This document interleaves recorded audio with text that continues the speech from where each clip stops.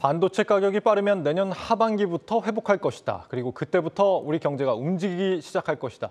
이창용 한국은행 총재가 국회 강연에서 이런 의미심장한 말을 했습니다. 그리고 비슷한 시기에 미국의 재무장관도 비슷한 말을 했습니다. 인플레 완화가 순조롭게 진행 중이고 어쩌면 경기 침체를 피할 수 있을지도 모른다. 내년 우리 경제가 생각보다 잘 버틸 거라는 희망을 주는 말들입니다. 실제 오늘 우리 증시도 그런 희망을 기대하게 해줬습니다. 증시 프리즘 박혜린 기자와 진단합니다.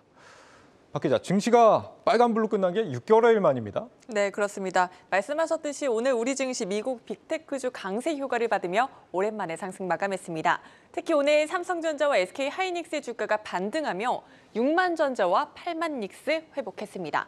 대차장고 역시 감소하며 주가 상승 유지에 대한 기대감을 키우고 있는데요.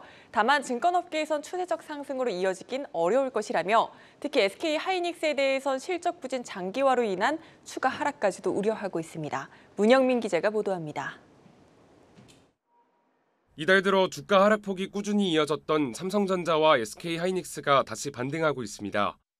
9일 삼성전자는 다시 6만 원대를 회복했고 SK하이닉스 역시 최근의 하락세를 딛고 일어선 겁니다. 공매도의 선행지표격인 대차잔고는 지난달 말과 비교해 현재 감소하는 모습을 보이고 있습니다. 두 종목의 대차잔고 금액은 일주일 사이 각각 4천억 원, 560억 원가량 줄어든 것으로 나타났습니다.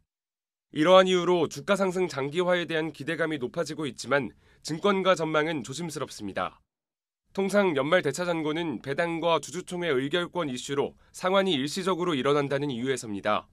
특히 반도체 업황 부진이 이어지는 상황에서 이번 반등을 장기간 유지하기는 어렵다고 평가합니다.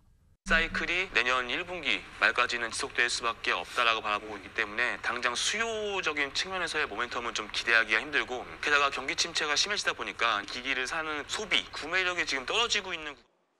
다만 삼성전자와 SK하이닉스의 장기적인 주가 전망에 대해서는 증권가의 시각이 엇갈렸습니다.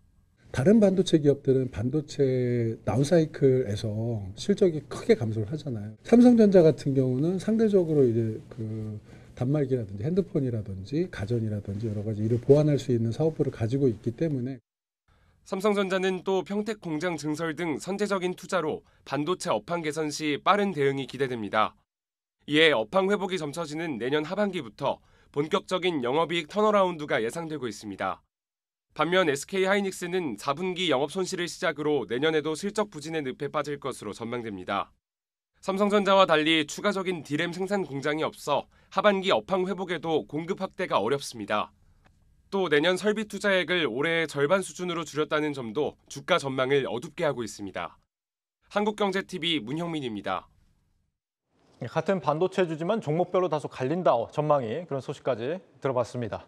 박 기자, 코스피 200, 코스닥 150 정기 변경이 오늘 진행이 됐습니다. 네. 투자자들이 이제 패시브 자금이 들어올 것이냐, 아니면 이제 공매도 세력들의 타깃이 될 것이냐, 어떤 것들에 더 주목하느냐에 우리가 좀 관전 포인트라고 봤었는데요. 어땠습니까? 네. 정기 변경 첫날인 오늘은 공매도에 대한 우려가 더욱더 컸던 것 같습니다. 먼저 코스피 200에는 롯데제과가 편입되고 삼양홀딩스가 편출됐죠. 편출된 삼양홀딩스 오늘 6% 가까이 상승했습니다. 네. 코스닥 150 지수에선 모두 11개 종목이 편출되고 새로 11개 종목이 편입이 됐는데 편입 종목 중에선 모두 5개 종목이 하락 마감했습니다. 특히 WCP 7%나 급락했고요. 성일하이텍과 신라젠도 각각 4%, 3% 가까이 하락했습니다. 반면 편출 종목 중에선 7개 종목이 상승, 4개 종목이 하락해 상승한 종목이 오히려 더 많았습니다. 오늘 하루만 보면 패시브 자금 유입에 대한 메리트보다 공매도에 대한 우려가 더 크게 작용했다고 볼 수 있을 것 같습니다.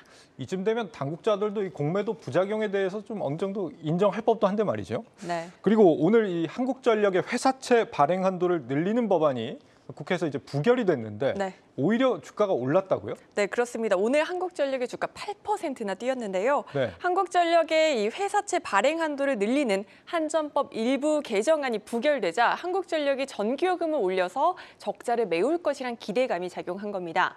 한전은 에너지 가격 상승으로 발전 원가는 전기요금을 올려 적자를 메울 것이란 기대감이 일고 있는데요. 올해 30조 원 이상 영업 적자를 기록할 전망인 한전, 추가적인 채권 발행까지 어렵게 되자 시장에선 이제 요금 인상이 불가피하다고 예상하고 있습니다. 전기료 올리는 게 국민들한테는 우울한 일이지만 투자자들한테는 기대감이 되는군요. 얼마나 올릴 수 있을까요? 증권가에서 12월 기준 연료비 인상을 예상하고 있는데요. 구체적으로는 전기요금에 대해 올해 평균 연료비 단가와 환경 관련 비용을 반영하는 원칙이 적용된다면 내년에는 1kW시당 50원 이상의 전기요금 인상이 발생할 것이라고 봤습니다. 네. 현재 요금은 1kW시당 116원인데 이보다 40% 이상 인상해야 한다는 겁니다. 한편 채권 시장의 자금 상당 부분을 한전채가 빨아들이고 있는 상황에서 이 한전법 부결로 한전채의 금리가 더 오를 경우에는 기업들이 자금 조달에 난항을 겪을 것이라 우려도 제기되고 있습니다. 이렇게 한전의 재무 위기가 경제 전반의 위기로 확산될 수 있을 만큼 정부는 추후 임시회의에서 법 개정을 재추진할 방침입니다. 이 단기 자금 시장이 한시름 났다는 소식을 저희가 얼마 전에 전해드린 바가 있었는데 다시 또 불안해질 우려도 있나 보죠? 네, 그렇습니다. 또 다른 루트로 자금을 조성한다고 하면 이 기업 어음이나 전자 단기 사채로 선회할 경우가 있는데 이 경우엔 단기 금융시장까지도 왜곡시킬 수 있습니다. SK증권은 이 한전은 자금 조달 불확실성이 확대될 전망으로 레고랜드 사태 이후 다시 한번 정치적인 리스크가 채권 시장에 노출된 것이다 이렇게 평가하고 있습니다.